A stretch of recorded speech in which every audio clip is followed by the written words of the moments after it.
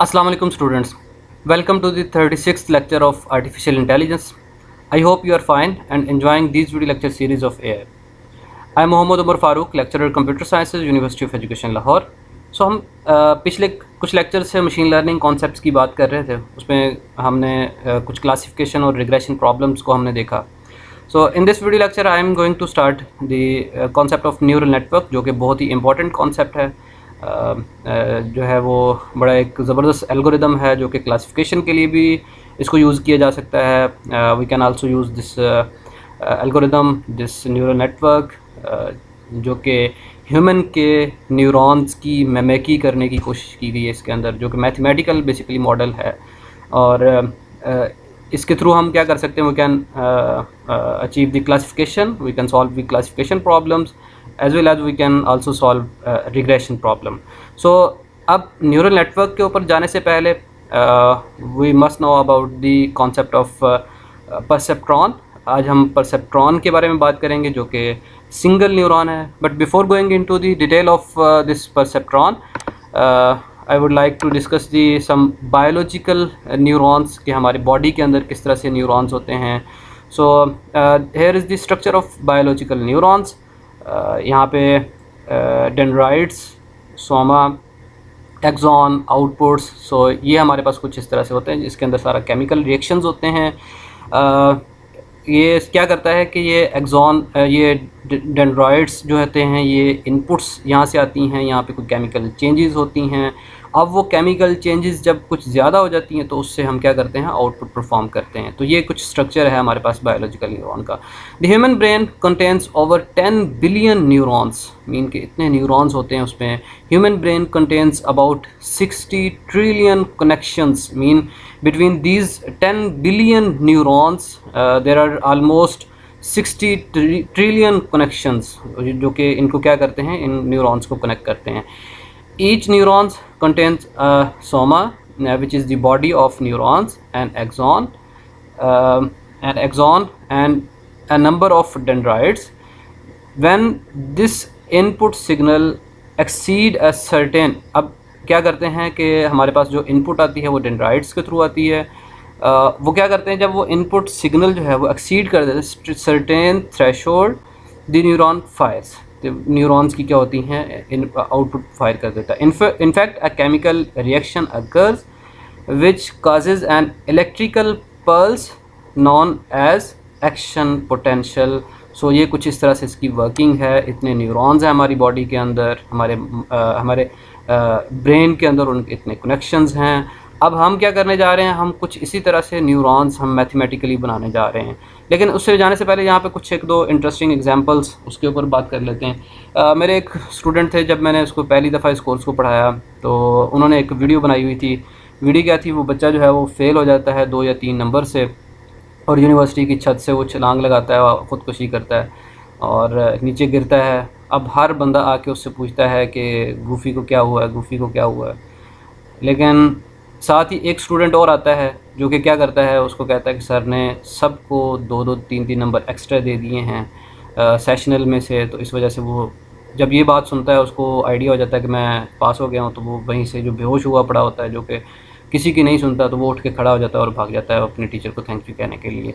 So just look at this neurons as a goofy, everyone asking what happened, what happened, what happened. लेकिन जैसे ही वो हमारे पास आता है, you pass your exam, mean कि वो स्केल अप हो गया आपके मार्क्स, तो गूफी फ़ौरन क्या करता है, उसको रन कर भाग जाता है यहाँ से। अब किसको कितनी इंपॉर्टेंस देनी है और कब वो आउटपुट परफॉर्म करनी है, बेसिकली यही काम न्यूरॉन्स का होता है कि उसकी इनपुट सिग्नल किस हिसाब से आते हैं और सर्टेन थ्रेशोल्ड से बढ़ जाते हैं तो वो फायर करता है आउटपुट, अदरवाइज़ वो नहीं करता है। फॉर एग्जांपल यहाँ पे एक और एग्जांपल मैं आपको देता हूँ कि हमारे पास क्या होता है कि आप किसी गर्म जगह पे हाथ रखते हैं तो फ़ौरन क्या होता है कि आप उसको गर्म जगह को फ़ौरन आप वहाँ पे हाथ नहीं उठाते हो। सर थोड़ी देर के बाद वो मज़ीद गर्म होना शुरू हो जाती है जगह, और आहिस्ता आहिस्ता इतनी गर्म हो जाती है कि आप बर्दाश्त नहीं कर पाते, और फ़ौरन आप क्या करते हैं, अपने हाथ को ऊपर उठाते हैं। और कब ऊपर उठाना, इसी तरह से अगर आपका जो है वो पाँव जो है वो किसी नोकदार चीज़ के ऊपर आ जाए तो आप जैसे ही ऊपर आते तो आप फ़ौरन उसको क्या करते हैं, आप आउटपुट परफॉर्म करते हैं। So after achieving the certain value, आप कुछ अमाउंट आपकी वो वैल्यू होती है, देन आपके न्यूरॉन्स क्या होते हैं, आपके फायर करते हैं। इसी तरह से किस चीज़ को कितनी इम्पोर्टेंस देनी है, अब ये पूछे जा रहा है क्या हुआ है, ये पूछे जा रहा है क्या हुआ है, ये पूछे जा रहा है क्या हुआ है, और किसको कितनी इम्पोर्टेंस देनी है, ये हमारे पास जो है ना इसका जो है वो ये डिसाइड करता है इसके वेट्स। हम वेट्स के साथ उसको मल्टीप्लाई कर देते हैं, तो ये कुछ इस तरह से स्ट्रक्चर बनता है कि अब जिसकी ज़्यादा इम्पोर्टेंस देनी है उसके आप वेट्स बढ़ा दें, वो आपको क्या आ जाएगा, वो उसका रोल ज़्यादा इसके अंदर आ जाएगा। फॉर एग्ज़ाम्पल आप क्लास के अंदर बैठे होते हैं, मल्टीपल लोग, आप मल्टीपल स्टूडेंट्स बातें कर रहे होते हैं, लेकिन आप क्या है, सबकी जो है आवाज़ आप तक आ रही होती है, लेकिन आप अगर जिसको सुनना चाहते हैं आप उसको सुन सकते हैं। किस तरह से कि स्पेसिफिक वैल्यू आपकी माइंड के अंदर न्यूरॉन्स की होती है, आप उसको क्या कर दें, बढ़ा दें, उस तरफ तवज्जो ले जाएं, और वो फ़ौरन आप उसकी वैल्यू आपको आना शुरू हो जाएगी। आपको पूरी क्लास की आप वैल्यू आप इग्नोर भी कर सकते हैं आप उसको। तो इस तरह से ये वेट्स का काम मीन कि आप बायोलॉजिकल न्यूरॉन्स का यहाँ पे स्ट्रक्चर बताने का मकसद, इनपुट्स आती हैं, उसके अगेंस्ट कोई यहाँ पे केमिकल रिएक्शन होता है, और वो केमिकल रिएक्शन जो है वो आउटपुट परफॉर्म कर देता है जब क्या होता है, जब कोई स्पेसिफिक थ्रेशोल्ड वैल्यू अचीव होती है। In the same way how can we achieve this specific, हम स्पेसिफिक बात को किस तरह से सुन सकते हैं या कुछ वैल्यू को किस तरह से सुन सकते हैं, वो हम क्या करते हैं, हमारे पास इसी तरह से इनपुट्स आती हैं, यहाँ से हम उनको किसी वेट्स के साथ मल्टीप्लाई करते हैं। वेट्स के साथ क्यों मल्टीप्लाई करते हैं, किस चीज़ को कितनी इंपॉर्टेंस देनी है, लिहाजा उसकी आउटपुट परफॉर्म हो, तो ये हमें डब्ल्यूज़ लर्न करने पड़ेंगे। तो ये डब्ल्यूज़ यहाँ पे भी देखें, वही डब्ल्यूज़ जो हमने पोलिनोमियल कर्व फिटिंग की बात की थी, इसी वजह से मैंने वहाँ पे वो एग्जांपल शुरू के अंदर दी है ताकि डब्ल्यूज़ से आप फेमिलियर हो जाएँ। तो यहाँ पे डब्ल्यूज़ आगे कितनी इंपॉर्टेंस देनी है आपने, और फिर आपने क्या करना है उसको, उसकी यहाँ पे मैथमेटिकल कोई कैलकुलेशंस होंगी। अब वो कैलकुलेशन क्या होंगी यहाँ पे वो भी देख लेते हैं। वो कैलकुलेशन अगर सर्टेन अमाउंट से ज़्यादा बढ़ जाएगी देन क्या हो जाएगा, वो आउटपुट परफॉर्म कर देगा, अदरवाइज़ वो आउटपुट परफॉर्म नहीं करेगा। अब वो स्पेसिफिक वैल्यू किस तरह से आएगी इसको भी अब हम देख लेते हैं। सो यहाँ पे हमारे पास क्या है कि वो स्पेसिफिक थ्रेशोल्ड किस तरह से हम अप्लाई करें। So here is the activation function जो कि हमें रोल प्ले करता है थ्रेशोल्ड वैल्यू का। For example if the input, हमारी आउटपुट क्या आएगी, हमारी ये output Y output and X is input. If the input is at specific value threshold T, तो ये क्या करेगा, उसकी आउटपुट भी ज़ीरो आएगी। जैसे वो थ्रेशोल्ड से बड़ी आ जाएगी तो वो हमारे पास जो है वो जो स्टेप फंक्शन वो क्या करेगा, उसको आउटपुट परफॉर्म कर देगा। So this is our activation function. हमारे इस तरह से एक्टिवेशन फंक्शन हैं। ये हमारे पास स्टेप फंक्शन है जो कि हम क्या करेंगे, हम अप्लाई करेंगे इस कैलकुलेशन के बाद यहाँ पे एक्टिवेशन फंक्शन के तौर पर, जो कि ये डिसाइड करेगा कि आउटपुट अब परफॉर्म करनी है कि नहीं। कि जिस तरह से ये था कि when this input signal exceed a certain threshold the neuron fire, तो वो कब हमारे पास जो है वो कब हमने फायर करना, वो थ्रेशोल्ड से वैल्यू कब बड़ी होगी हमारी। सो ये हमारी थ्रेशोल्ड आ गया। तो इस तरह से हम एक्टिवेशन फंक्शन लगा के डिसाइड कर लेते हैं कि कब हमने आउटपुट परफॉर्म करनी है। In the same way here is the sigmoid function, here is linear function. So these are the activation function by which we can decide when we are going to fire our output. So ये हमारे पास इस तरह से ये activation function के तौर पर काम करते हैं। सो just look at this step function. हम स्टेप फंक्शन को यूज़ करेंगे परसेप्ट्रॉन के अंदर। सो हाउ इट वर्क्स, तो ये इस तरह से हम देख लेते हैं इसको। इफ़ यहाँ पे देखें हमारे पास x किस तरह से कैलकुलेट करते हैं। ये x हमारे पास क्या है कि जो भी इनपुट आती है उसको उसके वेट्स के साथ मल्टीप्लाई करें और फिर क्या करें, सबमिशन करेंगे। फॉर एग्जांपल यहाँ पे इनपुट आती है x, x1, x2, x3, x4 up to xn। We will multiply this x with corresponding weights and then we will add up all of these values over here। यहाँ पे add up करने के बाद ये हमारे पास जो है वो x की वैल्यू आ जाएगी। अब x is a weighted sum of n inputs to the neurons x1 to xn, where each input xn is multiplied by corresponding weights. So for example here are two weights w1, w2, the inputs to the neurons x1, x2. So here are the some inputs x1 and x2. So again क्या करूँगा मैं, I will multiply these weights with these inputs, जो कि W1 को multiply करूँगा इसके साथ, W2 को मल्टीप्लाई करूँगा इसके साथ. So this is equal to 0.92. So then again just इस ग्राफ को देखें कि if this x is greater than some threshold value then output will be 1, otherwise y भी क्या हो जाएगा हमारे पास जो है वो 0 के इक्वल होगा. सो just look at this step function कि ये मेरे पास इस तरह से न्यूरॉन आता है, उसकी n दो इनपुट्स हैं, उसको दो कोरिस्पॉन्डिंग वेट्स के साथ मल्टीप्लाई करके सम किया. सम करने के बाद अब मैं स्टेप फंक्शन यहाँ पे अप्लाई करूँगा. तो अप्लाई करने के बाद यहाँ पे hence if t is less than or equal to 0.92 then this neuron will fire with particular set of inputs, otherwise it will have an activation level 0. So it means के if the value of t mean कि this t अगर मैं कह दूँ कि 0.5 है, तो यहाँ पे हमारे पास क्या है, x is equal to 0.90. if t is 0.5 mean के x is greater than t, so our output is 1, mean कि वो आउटपुट फायर कर देगा. सो अगर मैं क्या करूँ कि t की वैल्यू 1 रख देता हूँ, तो अब क्या होगा, अगर 1 रखा है मैंने तो the 0.92 is less then 1, so the output will B 0, mean कि कोई भी हमारा जो है वो न्यूरॉन आउटपुट परफॉर्म नहीं करेगा. तो ये इस तरह से स्टेप फंक्शन काम करता है. सो ये एक्टिवेशन फंक्शन की बात जो की गई थी कि कब हमने आउटपुट परफॉर्म करनी है, जिस तरह से इस न्यूरॉन्स के अंदर कहा गया कि स्पेसिफिक वैल्यूज़ जब हमारे पास एक्सीड हो जाती है देन हमारे न्यूरॉन फायर करता है. फॉर एग्जांपल किसी गर्म जगह पे हमने हाथ रखा है तो कब आप आउटपुट परफॉर्म करनी है, हमारे नीचे कील आ जाए या कोई और चीज़ आती है तो कब हमने अपना पाँव उठाना है, कब हमने आउटपुट परफॉर्म करनी है, तो वो हमारे पास इस तरह से ये वैल्यू कैलकुलेट होके इस तरह से आ जाती है, मीन कि हम स्टेप फंक्शन लगा देते हैं. So the perceptron proposed by इस साइंटिस्ट ने हमें प्रपोज किया, रोजनब्लट. सो इसने 1958 के अंदर simple neurons used to classify inputs into one of two categories, mean के perceptron will classify the values, mean के input values into 0 or 1, या इस तरह से कैटेगरी के अंदर या ट्रू और फॉल्स कह लें, इस तरह से वो करता है.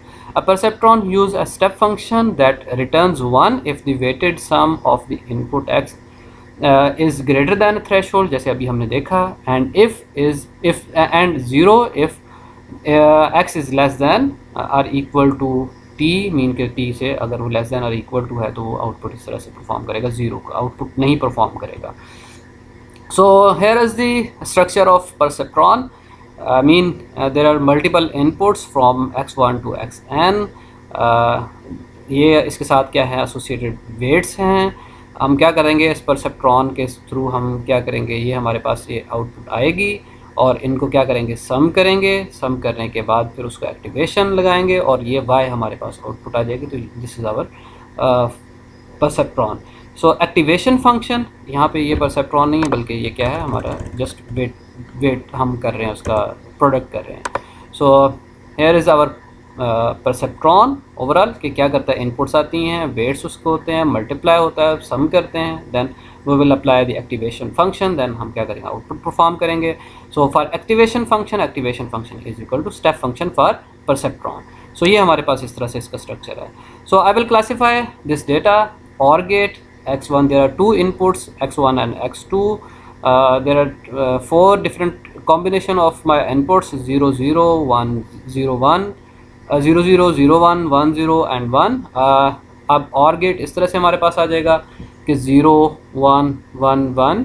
So I am going to learn this OR gate, mean के मैं डेटा को क्लासीफाई करने जा रहा हूँ कि मेरे पास अगर 0 0 आता है तो वो मेरा न्यूरॉन क्या करे, मेरा परसेप्ट्रॉन करे, उसको 0 के ऊपर मैप कर दे, और अगर वो 0 1 इनपुट आती है तो उसको 1 के ऊपर मैप करे. If the inputs are 1 and 0 तो मेरे पास आउटपुट क्या आनी चाहिए, मेरे पास 1 आनी चाहिए, मीन के वो फायर करना चाहिए उसको, न्यूरॉन को, परसेप्ट्रॉन को. सो here is the structure for OR gate neuron, mean there are 2 inputs and 2 weight associated with these inputs. यहाँ पे अगेन परसेप्ट्रॉन लिखा हुआ है, ये परसेप्ट्रॉन नहीं आएगा बल्कि जस्ट हम क्या करेंगे, उसको वेटेड सम करेंगे. So I will apply the weighted sum formula over here, mean कि ये इस तरह से कैलकुलेट होगा. Then I will apply the activation function और फिर यहाँ पे आउटपुट परफॉर्म आ गई.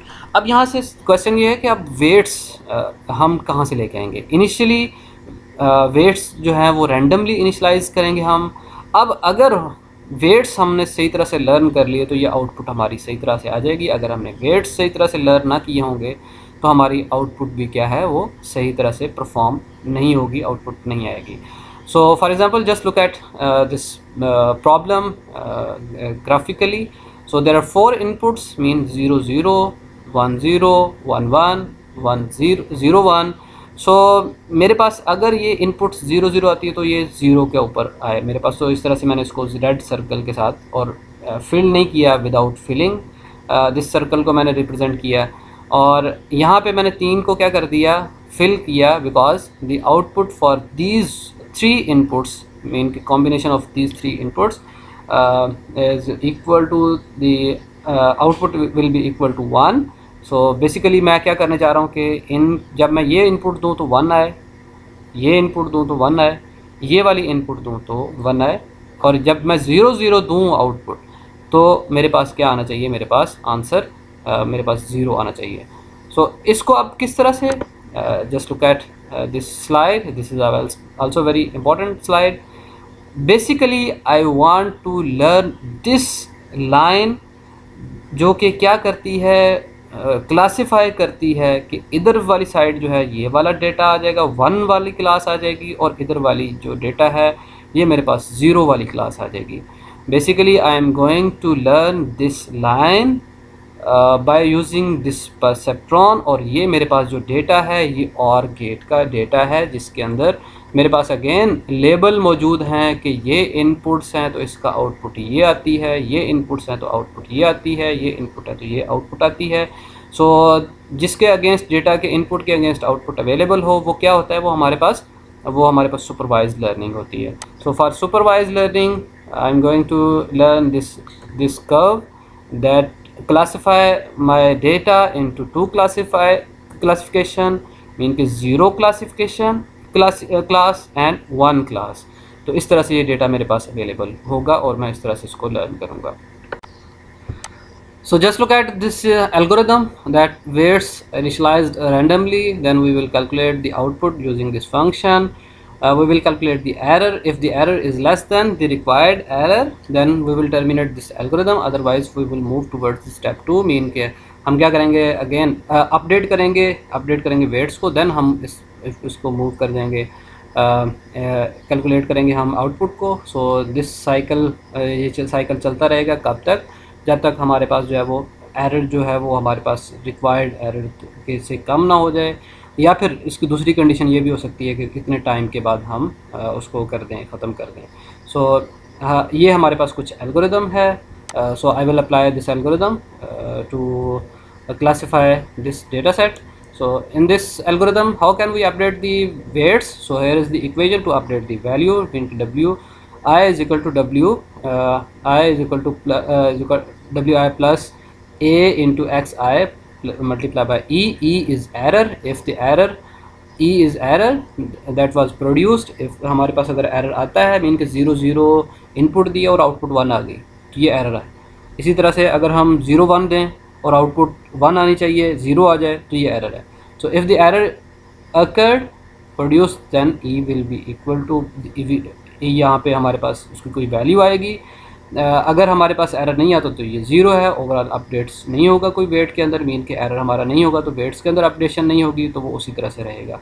सो ये एक्स आई क्या है, इनपुट है. A is learning rate always between 0 to 1. सो ये छोटे से छोटी वैल्यू रखी जाती है, 1 से 0 के करीब हो जो. ई हम क्या करते हैं, if it is positive if the output is too low, negative if output is too high. अगर हाई हो जाए तो ये हम क्या कर देते हैं, इसको नेगेटिव कर देते हैं, मीन ताकि हमारा वेट जो है वो कम हो जाए, जो कि हाई हो गया था. हाई आउटपुट देने की हाई आउटपुट आई थी क्योंकि डब्ल्यू हमारे थे ज़्यादा थे.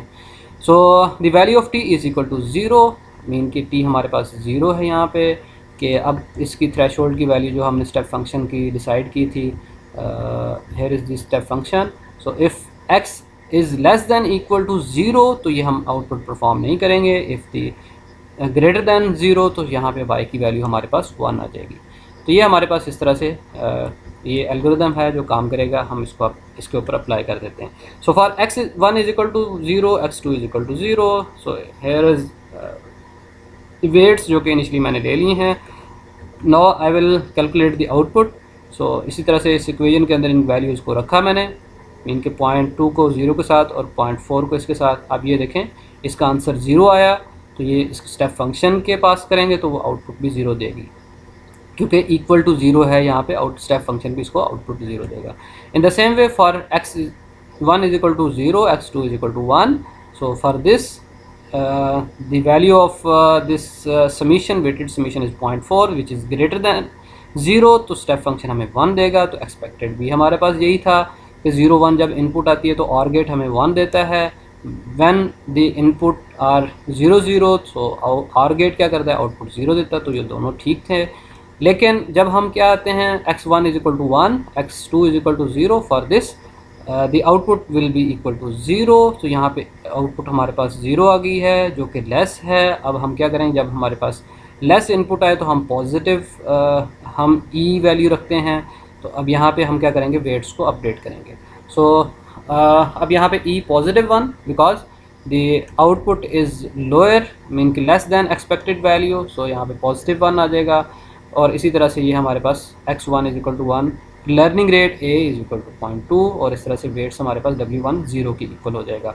w2 इसी तरह से 0.4 रहेगा। So now I will calculate the output for this to inputs 1 1। सो इस तरह से मेरे पास जो है वो ये मेरे पास w1 0 हो गया, ये हमारे पास ये 0.4 हो गया। सॉरी यहाँ पे x1 is equal to 1 and x2 is equal to 1। So then I will add up, I will calculate these values by using this equation। तो इसको अपडेट करने के बाद अब इसका देखें, यहाँ पे इसका आंसर हमारे पास स्टेप फंक्शन का 1 आ गया which is exactly equal to as my expected value. तो यहाँ पे 1 आ गया।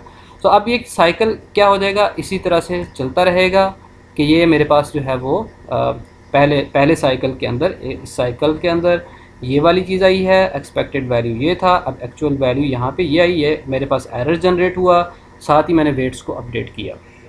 इन the same way for next cycle I will put the x1 is equal to 0, x2 is equal to 0, expected 0 था।